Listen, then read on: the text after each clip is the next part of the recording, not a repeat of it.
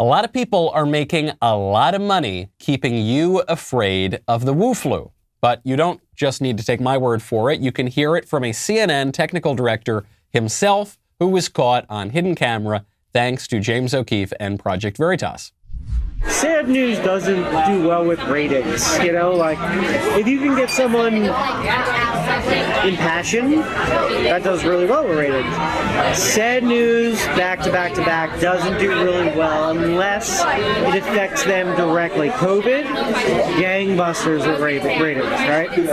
Which is why we constantly have the death toll on the side, which I have a major problem with, that we're tallying how many people die every day. Because I've even looked at it and be like, let's make it higher. Like, why isn't it high enough, you know, today? Like, it would make our point better if it was higher. And I'm like, what am I rallying for? That's a problem. Yeah. We're doing that, you know? Like this special red phone ring. Yeah. And they pick it up, and it's like the head of the network being like, there's nothing that you're doing right now that makes me want to stick. Put the numbers back up, because that's the most enticing thing that we have. This poor schlub got caught on the sting. I think this was like a Tinder date or something like that. But he told the truth. And it's not even him admitting I'm a terrible person. He's saying, I feel bad about this, but this is what the network wants, because this is how the network is going to make a lot of money by manipulating you, and they're not the only ones. I'm Michael Knowles. This is The Michael Knowles Show.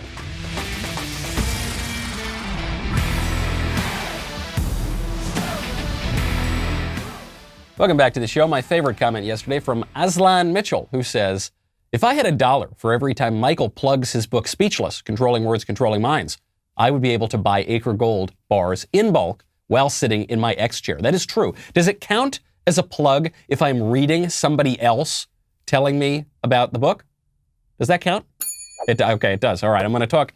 I'll have to dispute this with the producers after the show, because I feel it's not as though I brought that up, but it is true that the book is available now for pre-order. And I hope you enjoy that. I hope you're feeling good. I hope you're feeling healthy and well and excited for the book. One great way to feel healthy and well, Nutrisystem. Nutrisystem is simple and convenient with delicious meals delivered right to your door with little to no meal prep required. That means no shopping in busy grocery stores. With Nutrisystem, you can lose up to 18 pounds in your first 2 months. The plan is clinically proven to put your body in fat-burning mode and helps you achieve safe and healthy weight loss. Nutrisystem helps you lose weight and learn how to keep it off. They have a top-rated app called Numi for extra motivation to help you stay on track. You get unlimited one-on-one coaching. Order Nutrisystem now. Go to Nutrisystem.com/Knowles to get 50% off. That is Nutrisystem.com/Knowles. The thing I really love about these guys, it is really good tasting stuff. So I've got friends who go on these crash diets, and they'll only eat one type of thing for 6 months, and they lose a lot of weight, and then what do? They gain it all back. It's probably not the healthiest way to do it. Nutrisystem, you don't have to worry about that craziness. You're going to be eating good meals. They're balanced. They will help you take some weight off. Nutrisystem, right now, go to Nutrisystem.com/Knowles to get 50% off. A lot of people making a lot of money hyping up the WuFlu. But it's not just about the money. It's not just about cynical corporations squeezing another dollar out of sensationalism. That's the story of journalism. There is a political agenda here. There is an ideological agenda. The corporate media are making a lot of money. The politicians are amassing a lot of power. But it's all on the same sort of thing. Libs in the government are hoping to inflate the COVID numbers. This is not some crazy conspiracy theory. This is a simple matter of incentives. Chuck Schumer and AOC have just announced a new program to give $9,000 to the family members of people who have died from COVID. And if your family member doesn't have COVID listed as the cause of death on the certificate, don't worry, they say. You can have it added after the fact. Today is the day. The hotline is open, and because that hotline is open, you can call into FEMA and you can start this process today. Now, we know here in New York how tough those early days were. We couldn't even get tests here early on. It was something that was for celebrities and the privileged in those very early days. And so we have been, Senator Schumer and I have been working with FEMA. We've been on the phone trying to get as flexible and accommodating circumstances as possible. Right. So here's what families need to know. Your loved one should have COVID on their death certificate, anywhere listed on their death certificate, either as the primary or contributing cause of death. In those early days, though, we know that so many people, we didn't know what was COVID and what wasn't. And so there are several options available here. One is that you can go back to the institution that issued the death certificate, the hospital, the physician, etc., and you can have your death certificate edited in retrospect, knowing what we know now about COVID. This is so clever. It's not the first time. We've heard from the beginning of the pandemic that there were lots of different incentives for hospitals and public health officials to inflate the numbers. You've heard stories of certain numbers actually being corrected down upon second glance, but through certain policies like providing extra funding for hospitals based on the number of COVID patients they had, classifying anybody who died with COVID as dying of COVID. So if you have COVID and you have no symptoms because you're a healthy person and you're young and you don't even know you have it, then you get shot in the head. You go to the hospital, they test you for COVID, they say, yeah, it's a COVID death. Right, so obviously these are some perverse incentives to really tick up those numbers. And now AOC and Schumer, who they might not be the most philosophically astute people, they might not be the most capacious minds ever, but they are shrewd politicians. And they know that if you dangle $9,000 out in front of people's families and you say, you know, all you got to do, call up that hospital, say your loved one died of COVID, they know that those numbers are going to go up. Why does it benefit them if those numbers go up? One, it creates the sense of crisis. The numbers are all going down. Just like CNN says, what are we going to do now? So, we've lost our ratings now that COVID is on the way out. We need something to gin people up. The same is true for politicians who, especially on the left, will never let a crisis go to waste. So they've got to continue the sense of urgency. This is something that progressives do generally. According to the progressive view of history, the past is always terrible, and the present is always a crisis, and the future is always going to be perfect and wonderful. So you got it. You're in that crisis, and you've got to harness that kind of energy and anxiety to bring us into that utopian future. And that is certainly what AOC and Chuck Schumer are doing, and they're doing it to great effect, and Republicans don't really know how to counter it. They just don't know how to fight that kind of sophistication in politics. Speaking of dishonestly inflating numbers, this is an unrelated story, generally, but there is one connection, at least. Bernie Madoff died. Bernie Madoff, the most famous Ponzi schemer in history, including Ponzi. Bernie Madoff defrauded countless people to the tune of, I don't know what, zillions and zillions of dollars. Right? He is the most infamous fraudster in American history. He was serving a 150-year sentence, and he died in prison at, I believe, 82. The reason I mention this, who cares?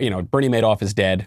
Okay, that's fine. I actually know someone who met Bernie Madoff once in prison, and he was going and conducting an interview, and he said the guy didn't have a hint of remorse. So I don't know. One can pray for Bernie's soul, but I'm not sure it's looking great for him. The reason I bring it up is to remind you that there are limits to our politics. We, on the left, they believe there's no limit to self-actualization, to individual autonomy in the social realm. So there should be no limits on who we sleep with, how we view the country, what property we can take, how we burn things down. There should be no limits whatsoever on our base desires. And then on the right, we have the flip side of that coin, which is there should be no limits whatsoever on my freedom of choice in the marketplace, for instance, or something like that. My freedom of speech, where we now say we're free speech absolutists, even though conservatives have never believed that sort of thing until about 5 minutes ago. Fraud is not protected speech. When you defraud somebody, you are not engaging in an act of speech that is protected by the First Amendment. Never has been. I hope it never will be. There are limits to the First Amendment. We know that there are limits to the First Amendment. Obscenity, sedition, fighting words, threats, and fraud, most especially. Dante puts the fraudsters in just about the lowest circle of hell. Right above the traitors to their benefactors, you have the fraudsters. Why? So this issue is a little bit personal for me in that I have a relative who was essentially killed by a fraudster. This relative was defrauded by a criminal, by a con artist, and the stress of this and the devastation basically killed my relative. That speech cannot be protected. You do not have the right to dishonest, deceitful, duplicitous speech. And we're not just seeing that on the level of Bernie Madoff. We are seeing that on a whole political level. It's not even just about CNN trying to gin up the ratings or something. It's about an organized movement in this country on the left to disregard truth. I'm not saying they're even lying. I'm saying they have no concern for the truth whatsoever. They believe, as the leftist intellectuals from the mid-20th century believed, that there basically is no such thing as truth, that it's all just words, that everything is socially constructed, that our very sex, our human nature is socially constructed, and it can be whatever we say that it is. And so if I tell a lie on the left, but I believe it's for a good social purpose, if I defraud people even, but I believe it's for a good social purpose, then that's the moral thing to do. And that is just not true. The moment we exalt fraud in this country, one of the gravest sins you can possibly commit, is the moment that we will really, really have lost our country. When I think of who's committing the most fraud around here, it would be the militant radicals on the street. I'm talking about the leftist terrorists burning down our country, notably BLM, because they are torching our country on a lie. I'm talking about it in a very narrow sense. The BLM riots have been called the 1619 riots by Charles Kessler at the Claremont Review. And Hannah Nicole Jones, or Nicole Hannah Jones, whatever her name is, she said she was proud to call the BLM riots the 1619 riots. The 1619 Project, which says that the revolution took place basically because of slavery, to protect slavery, that is fraud. That is a lie. That the central thesis of that is not true. It's been debunked by academic historians, but the left doesn't care because, to use an Italian expression, if it's not true, it makes a good story. And it makes a useful story for them. And so they are going to push that fraud even if it means torching the country. Do not do that sort of thing. We like having brick and mortar stores up, but we don't always like going into those brick and mortar stores to get auto parts. That's why you got to check out Rock Auto. RockAuto.com is so much easier than walking into a store and someone demanding quick answers to things like, is your Odyssey an LX or an EX? And then they usually just have to order the part online anyway because there are so many types of cars, it's impossible to keep them all stocked. You have access to RockAuto.com at your desk and in your pocket. The RockAuto.com catalog is unique. It's remarkably easy to navigate. Quickly see all the parts available for your vehicle and choose the brands, specifications, and prices you prefer. Amazing selection, reliably low prices, all the parts your car will ever need. Head on over to RockAuto.com. Do not subject yourself to that indignity of not knowing what parts you're supposed to get for your car, and then they don't have it, and they charge you twice as much. Go to RockAuto.com right now. See all the parts available for your car or truck. Write Knowles in their How Did You Hear About Us box so they know we sent you. Speaking of fraud and big money, Patrisse Cullors, the executive director of Black Lives Matter's Global Network Foundation, says that she is now denying charges that we reported on a few days ago, that she is going on a spending spree, buying up nice mansions for herself. BLM has been redubbed Black Lives Manners, or to some people, Buy Large Mansions. She's coming out and she's denying this entirely. She says she doesn't even get paid. She says she's received a total of $120,000 since the organization's inception in 2013 for duties such as serving as spokesman, engaging in political education work. She hasn't received a penny after 2019. Now, she's saying it's a right-wing offensive that's putting her and her family at risk, and it continues a tradition of terror by white supremacists against black activists. The lady doth protest too much, methinks. I don't believe her. I don't believe that she hasn't been paid in 2 years for her job. I don't believe that these reports are just completely fabricated out of nowhere. And by the way, Black Lives Matter of New York City doesn't believe her either. Hawk Newsom, who's the leader of BLM in New York City, has called for an independent investigation into Patrisse Cullors' finances and operations of the BLM group. Says, quote, if you go around calling yourself a socialist, you have got to ask how much of her own personal money is going to charitable causes. It's really sad because it makes people doubt the validity of the movement and overlook the fact that it is the people that carry this movement. Okay, so now there's infighting among BLM. Love that. Totally love that. But I don't think it's really in earnest. I wish that all of a sudden BLM really cared about the truth. But I don't think that they do. I think that BLM is basically fighting within its own factions over who's going to get the money. This happened in Ferguson when BLM raked in something like $90 million last year. You heard the family of Michael Brown. You heard the Ferguson BLM activists. They said, hey, wait a minute, this isn't fair. You got to cut us in on it. We want a little taste. Not that this is wrong to be raising all this money for these dubious political causes. No, they just said, hey, give me a cut. And I suspect that's what BLM is doing here. That is really basic politics. Okay, that is really dirty, bare-knuckle politics. And the left is much better at it than Republicans. There is a question right now as to whether or not some Republicans are engaging in this. Matt Gaetz is at the center of one of these issues. We talked about it a little bit last week. Matt Gaetz, he's saying that he's being extorted by someone. People are accusing him of sleeping with teenage girls. Who knows? I guess there'll be some investigation. Regardless of the truth of it, CNN is now admitting that they're going to hype this because they want to go after Matt Gaetz. Oh no. Okay, can you define propaganda? Like, I think I know, but like, how is it, what's the mechanism?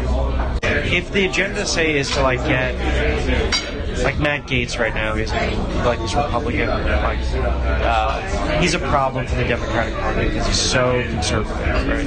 And he can cause a lot of hiccups in passing of laws. So it would be great for the Democratic Party to get him out. So we're going to keep running those stories to keep hurting him and make it so that it can't be buried and just settled outside of court and just if we keep pushing that, it's helping us. That's propaganda. It's helping us in some way. It is, of course, and that is the motivation for why they keep running all these Matt Gaetz stories, is because they feel that Matt Gaetz is an effective communicator and they want to go after him. So it's not about, I don't know whether Matt Gaetz did what he's accused of doing or whether he's being extorted or whether whatever.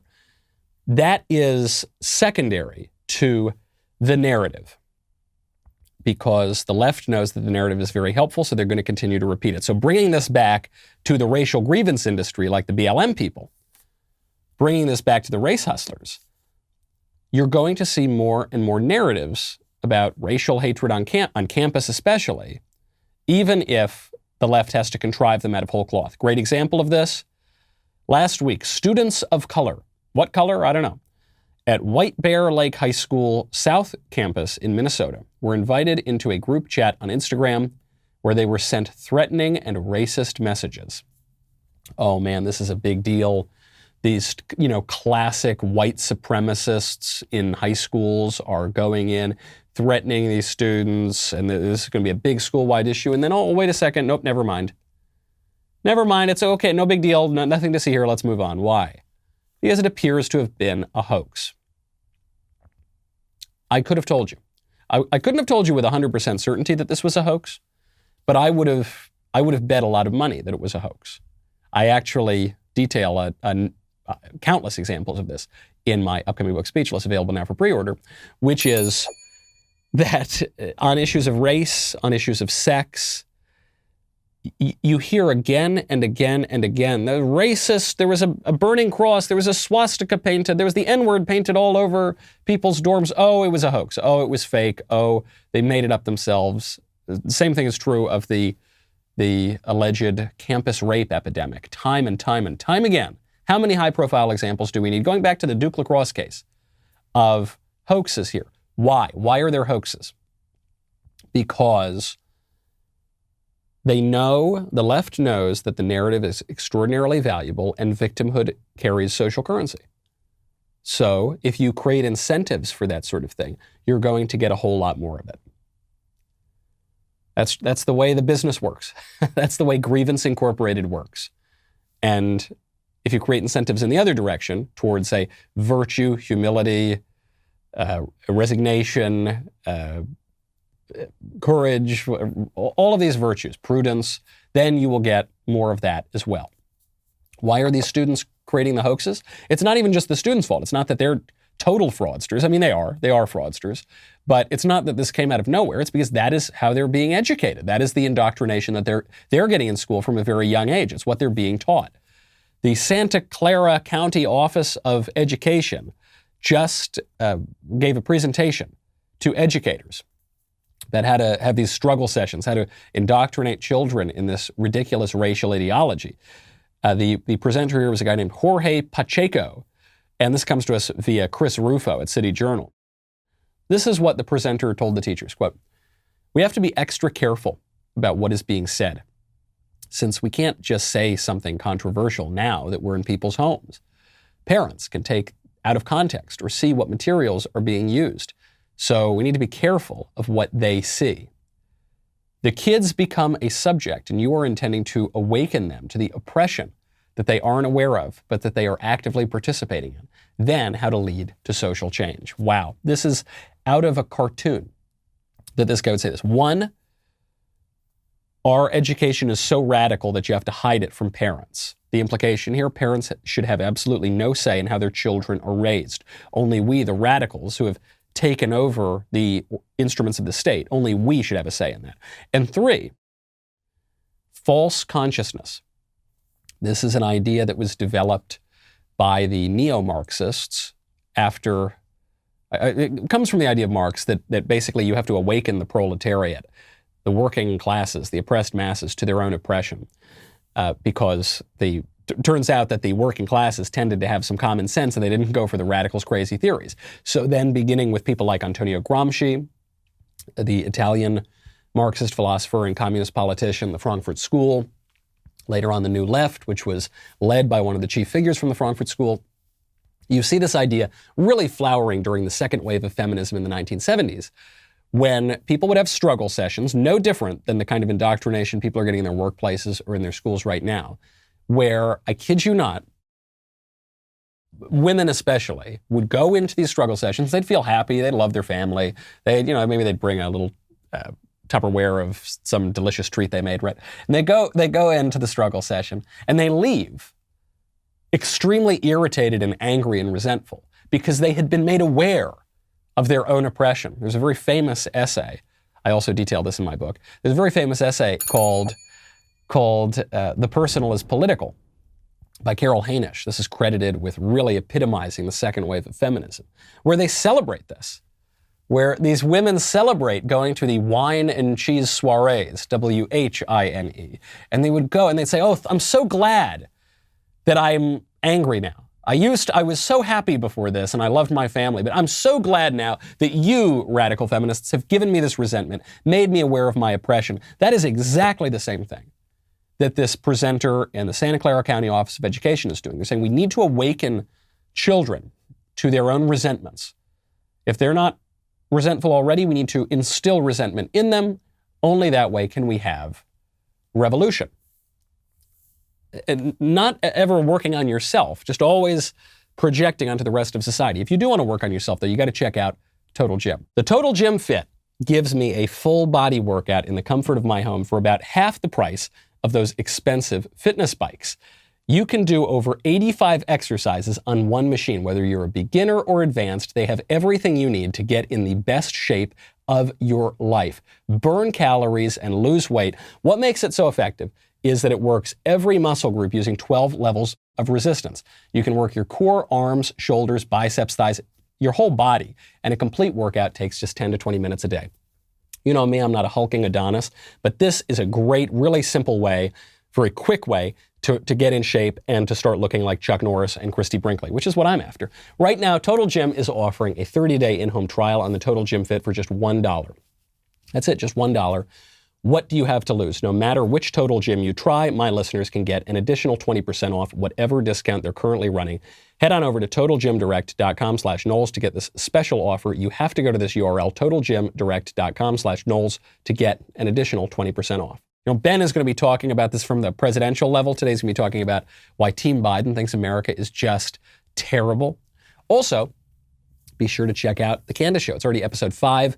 No one can get enough Candace Owens and her new show, Candace. So head on over, check it out. This fearless conservative leader hosts a lively series of guests each week for a discussion panel, interviews, and her signature Cancel Corner.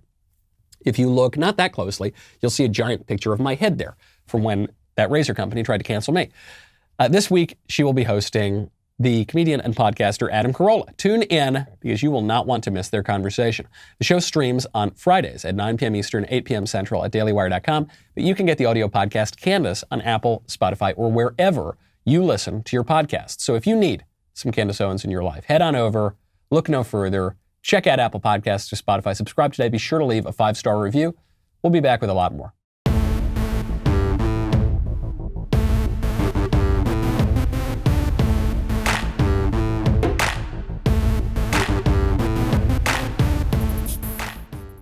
It's not just the radical leftists who are upending our culture. It's not. It's not just the radical leftists who are destroying our American way of life. It is the neoliberal centrists as well. This is why, sometimes you'll hear people say, well, I'm a liberal, but I'm not a leftist. Okay, I guess that's better. I guess it's better to be a sort of squishy lib rather than a communist. But ultimately, it's all going in the same direction. If you want to conserve stuff, then you got to conserve stuff. I'll give you this great example, though. A Bloomberg writer just published an op-ed and said that basically if we want to stop the immigration crisis, we need to outsource all of our jobs. He writes, quote, "The best way to grow Central American economies and thus put an end to asylum crises once and for all is to give companies incentive to locate factories and offices in Central America. Protectionists aren't going to like that." Yeah. People who like their own country aren't going to like that. I guess that's what they mean by protectionists. People who think that the American government and American companies ought to prioritize American citizens over foreign nationals. Yes, that's true. We're not going to like that. Well, you understand, Michael. If we don't outsource all of our jobs to these third world countries, why then we're going to get lots and lots of people just coming into our country illegally. Okay, so yeah, that's bad. We definitely don't want people to be doing that. What if we, though, and I'm just totally spitballing here. What if, in order to fix this border crisis, what if we just don't let them in?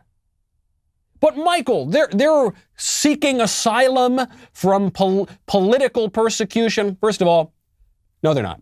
They're not. They're economic migrants who, if they were really fleeing political persecution from Guatemala or El Salvador or Honduras, could stop in any of the countries between their country and the United States. Stop in Mexico, live there, have a good life. No, it'd be better. Let's go a little bit further. Let's go to that really good country called America. Okay, they're not seeking asylum. In very, very rare cases are they actually seeking asylum. What they're really seeking is better jobs and economic opportunity. Okay, sure, I get it. I probably want that too. But we can't take in the entire world because then we don't have a country. So that part, easy. Well, but Michael, hold on a second. If we don't let them just come into the country, then they'll just cross illegally. Okay, I hear you. I hear that objection.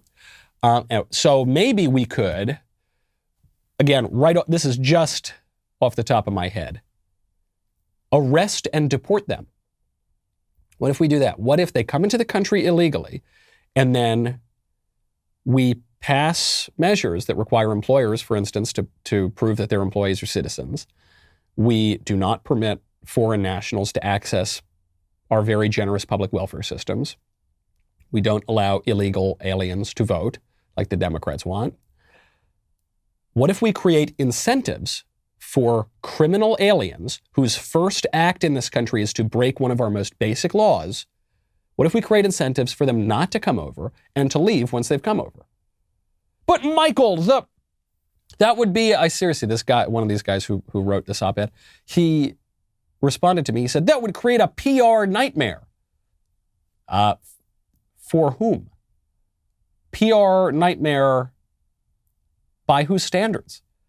If I saw a lot of headlines saying, America actually enforcing our southern border, America turning away the hordes of economic migrants trying to pour over it, America deporting criminal aliens in our country, that I think that would be a PR win. I would be very happy to read those headlines. I think most Americans would be happy to read those headlines.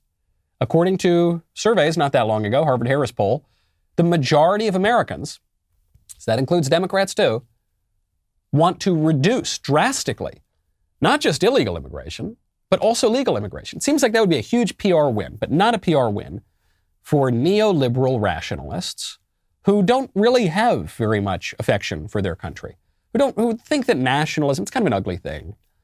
They're citizens of the world. Come on, they'll be fine. They can go work anywhere. These Bloomberg writers, they didn't bring their laptop. They can be on a beach somewhere in Bali. It doesn't matter. People who rely on those manufacturing jobs, well, that's too bad, but hey, learn to code.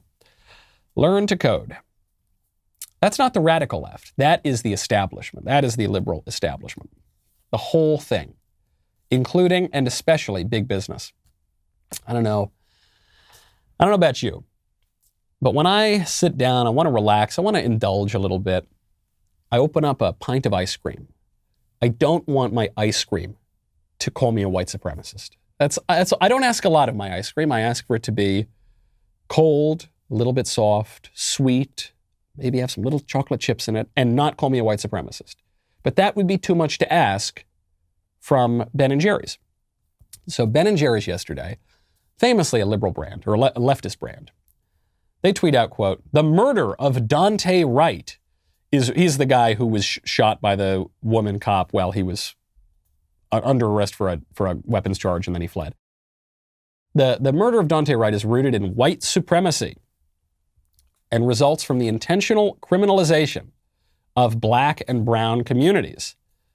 This system can't be reformed. It must be dismantled, and a real system of public safety rebuilt from the ground up. None of that is true. But more to the point, and I cannot stress this enough, this is coming from ice cream. Nothing they said is true. It's no evidence that he was murdered, and no evidence it was rooted in white supremacy, no evidence that we ought to dismantle the entire legal system in this country. Moreover, it's not even those two hippies who founded the company. Ben & Jerry's is owned by a multinational corporation called Unilever with annual revenue upwards of $60 billion. Why do we tolerate this? Why do we tolerate a multinational corporation coming into our country trying to undermine our entire legal order? They are saying right here, you need to upend the entire American legal order. Why do we tolerate that? We should punish them for that. It is not conservative to allow giant multinational corporations with $60 billion in revenue to undermine our whole constitutional republic. Nothing conservative at all. But Michael, the free market. Yeah, okay, great. How long is that market going to remain free with radicals like this using American freedom to undermine American freedom? Probably not very long. We are told, Michael, you conservatives, you're worried about slippery slopes. Come on, forget about these slippery slopes. Well, Jen Psaki was just asked about a particular slippery slope. She was asked by a great reporter out there about the Biden administration's stance on abortion. Great question. Listen to the answer. Why does the Biden administration insist that pro-life Americans pay for abortions and violate their conscience? Well, first, that's not an accurate depiction of what happened. So and I know we want to be accurate around here. None of the funds appropriated under this title shall be used in programs where abortion is a method of family planning. That is written into the Public Health Service Act, and it specifically states that. But we know there's indirect subsidies, money that's fungible, that can't be traced. We know that. Come on. That is not how it works. That is the law. So I'm stating what the law is and how it is implemented legally by these organizations. And the reason since you gave me the opportunity, the reason why the president took these steps is because he believes that advancing equity for all, including people of color and others who have been historically underserved, marginalized, and adversely affected by persistent poverty and inequality, can be helped by these actions. And by focusing on advancing equity in the Title X program, we can create opportunities for the improvement of communities that have been historically underserved. Well, the community that's most historically underserved are these babies who are being killed. And even on the racial grievance front, it's specifically little black babies who are disproportionately being attacked. So she completely ignores the question. She denies basic facts of money, for instance, right? She says, no money is going to this sort of thing. And the reporter says, well, money is fungible. So this is why it was always so ridiculous when people would say the federal government isn't giving money to abortion. Is the federal government giving money to Planned Parenthood? Yes. Is Planned Parenthood an abortion mill? Yes. So the federal government's giving money to abortion? No, because the money the federal government's giving, that's only going toward the pens and the pencils and the copy machines. Well, that's not how money works. Money is fungible. So you just get money and you put it in a bank account and you don't say, okay, but this dollar has to go here or there. A reminder that the conservatives who have worried about the slippery slope, who have voiced opinions about this, have been called kooks and hysterics for decades now. They were right about everything, and they continue to be right about everything. And what the left is hoping is that they can just run out the clock on us. They say, look, we just have to. We have to open the border. We have to outsource the American jobs. We have to kill babies in the womb. We have to give money to kill babies in the womb. We have to redistribute all that. This is the science. It's the science of progress. It's the science of history. We don't have to. The reason those things are happening is because there's big money and big political power at play. And it's a money grab and it's a power grab. But we can try to take some of that back. Try to take some of that money back and some of that power back from the woke corporations who are undermining our country, from the radicals who are undermining our country from within the government, from the Public Health Administration, which has now become the established church of the United States. Another slippery slope example. Headline comes out yesterday in the Technology Review, MIT Technology Review. Scientists plan to drop the 14-day embryo rule, which is a key limit on stem cell research. So what is this rule? There is an ethical limit under which, quote, scientists have agreed never to allow human embryos to develop beyond 2 weeks in their labs. That is the point at which a spherical embryo starts to form a body plan, which is deciding where the head will end up and when the cells begin taking on specialized missions. I bet many people didn't even know that scientists do this, that scientists permit the development of little human beings to perform experiments on them for 2 weeks and then they kill them. And that is horrifying enough. But now what they're doing is they're just going to ditch that rule and they're going to let them grow, and there's going to be a separate caste of babies, poor, unfortunate babies who are going to be grown for the pleasure of perverts and psychopaths in lab coats to try to improve their own lives. Not the lives of the babies. They will be killed when they're no longer useful. This is as ghastly a turn of events as can possibly happen, and it's not inevitable. It's not part of the inevitable march of science and progress. We can just stop it. We can pass laws against this. And this is not an overreach of government. This is not anti-conservative. It is very conservative to prevent these psychos in lab coats from performing experiments on human babies that they will now allow to grow without limit, without any sort of ethical guideline. We need to really rethink, what does it mean to be a conservative? And if the squishes don't want to come along, I don't want them. Liz Cheney, one of the most sickening members of Congress, I don't know how else to put it, sickening, so contemptuous of her own party, so transparent in where her principle, such as it is, really lies. She was asked on Neil Cavuto's show, she said, hey, if Trump is the nominee in 2024, would you, I'm not saying you're going to support him in the primaries, I'm not saying you like the guy, If he were the nominee, though, versus some insane leftist Democrat like Kamala Harris or somebody, would you vote for him over that radical Democrat? Guess her answer. If Donald Trump were the 2024 nominee, would you support him? I would not. Okay. Liz Cheney. There it is. She would not. This woman is in a minor leadership position in the GOP, but a leadership position nonetheless. So you got the left. The left is now openly, not just raising our taxes, though they're going to do that, calling to pack the Supreme Court, to add 4 justices to it. They're preparing a bill to do that right now. But the constitutional norms, they tell us when Trump sends a tweet. Now they're going to completely upend the Supreme Court. They've turned Washington, D.C. into something resembling downtown Fallujah or Baghdad. Maybe that's why Liz Cheney likes it so much. You talk about a coup. It sure looks like a coup in Washington, D.C. right now. They are now openly advocating the chemical castration of children for their social engineering purposes. They are advocating, they are defending the burning down of our cities through the terrorist organization BLM. They are supporting subsidies for abortion, and now they're experimenting on little babies who can grow without end. And Liz Cheney says, that's great. That's great. I would rather support that than vote for the orange man. Why? Well, because I guess she hates him, and she's going to make her pride an idol, and she's going to vote more on the basis of her pride than any principle or anything good for the country, or because she doesn't actually care about any of that stuff, or because she is just what I've called on this show a court jester conservative. She is a liberal who sort of pretends to be a conservative on certain minor issues, and in so doing legitimizes the dominant liberal regime.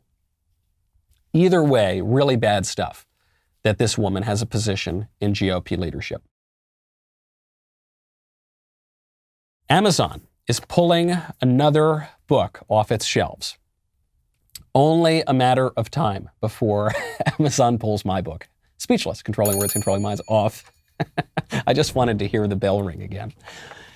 They're pulling another one. You remember a few weeks ago, maybe it was a month ago at this point, Ryan Anderson's hilariously titled book, When Harry Became Sally, responding to the transgender moment. That was pulled off of Amazon very quietly. Amazon didn't really give an answer as to why that was done. The reason for that, we all realize, is because the book presents a very sober case to challenge the dominant leftist narrative on sex and the leftist religious view on human nature, which is now Gnostic dualism, the idea that my body has nothing to do with who I really am. There's another book on the same issue, Desist, Detrans, and Detox, Getting Your Child Out of the Gender Cult by Maria Keffler, who, while we're plugging books, I guess I have to read her book, because if it's considered that dangerous by the liberal regime, it's probably a pretty good book. Amazon is not the government. So you're going to hear some squishes, some court jester conservatives say, hey, if Amazon's a private company, build your own Amazon. Yeah, they're responsible for something like 80% of the books sold in the world. Yeah, they just dominate the marketplace. They exert a totally outsized influence on the economy. But private company, you can't do anything. Come on, build your own Twitter, build your own YouTube, build your own parallel government of woke corporations, to use the term of Mitch McConnell. Even Mitch McConnell, even an establishmentarian like McConnell, recognizes the threat that this poses. It's kind of weird, isn't it? Some people say. You can still order Mein Kampf on Amazon, but you can't order these books that are very soberly taking a look at the transgender issue. Right, because the left is not threatened by Mein Kampf. The left is not threatened by Adolf Hitler. Actually, they benefit from keeping Hitler at top of mind so they can call all their opponents Nazis. They are threatened by serious common sense arguments that expose their ridiculous ideology for what it is. So they're going to ban it. They're pulling that book. Why? Well, it's just that's their standard. By the way, I'm not totally against, I think I've made this point pretty clear, I'm not totally against some limits on speech. I don't think you ought to be able to defraud people. I don't think you ought to be able to engage in sedition. I don't think that you ought to be able to engage in fighting words. I don't think you should be able to engage in that stuff.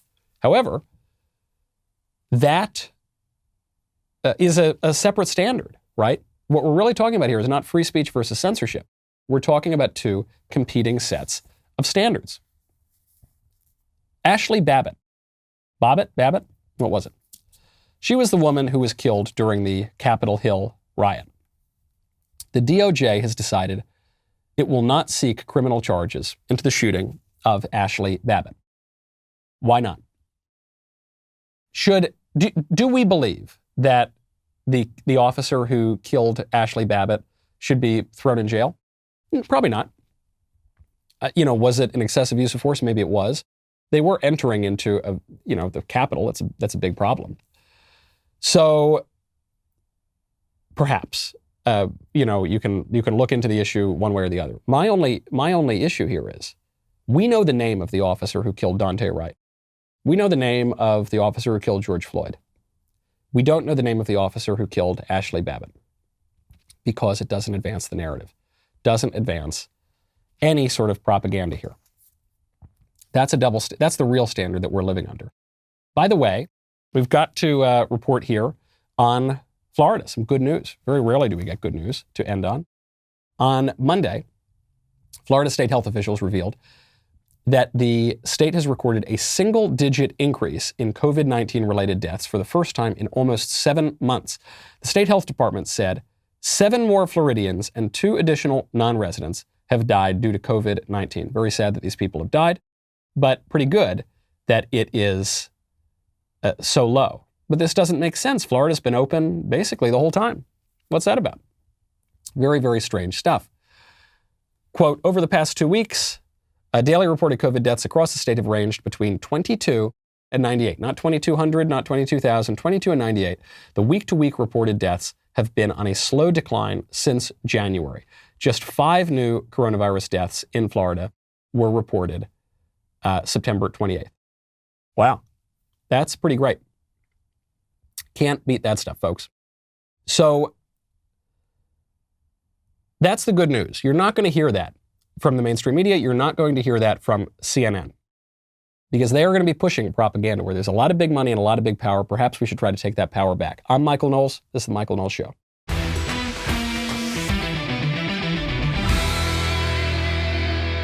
The Michael Knowles Show is produced by Ben Davies. Executive producer, Jeremy Boring. Our technical director is Austin Stevens. Supervising producers, Mathis Glover and Robert Sterling. Production manager, Pavel Vidovsky. Editor and associate producer, Danny D'Amico. Audio mixer, Mike Coromina. Hair and makeup by Nika Geneva. And production coordinator, McKenna Waters. The Michael Knowles Show is a Daily Wire production. Copyright Daily Wire 2021. Today on The Ben Shapiro Show, President Biden and his top staffers continue to lie like a rug about endemic American racism. Prosecutors declined to charge a cop in the death of Ashley Babbitt while moving forward with charges against a cop in the death of Daunte Wright. And the activist media moved to pressure corporations to echo the racial resentment politics of the Democratic Party. There's a lot there. Tune in. You'll enjoy it.